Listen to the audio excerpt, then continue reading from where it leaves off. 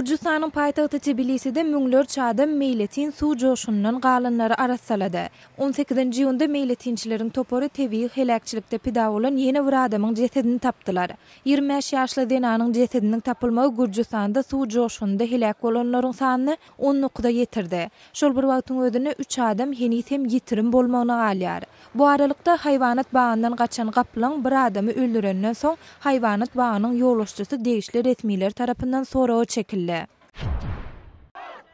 Ermenistanda demonstrantlar ýurtda elektrik energesiniň bahasyny gymmatlatmak baradaky planlara garşy protest bildirip, paýtagyt Yerewandaky hökümet binasynyň daşyna ýygnandylar.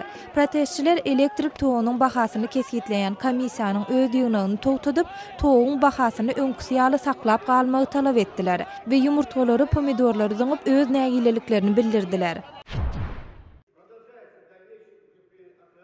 Täjikistanyň paýtagty Duşanbede garaşsyz döwletleriň arkalaşygy guramasyna agza ýurtlaryň serhet güýçleriniň komandirleri Täjik owan serhedindäki howpsuzlyk şertlerini berkleşdirmegi maslahat etdiler.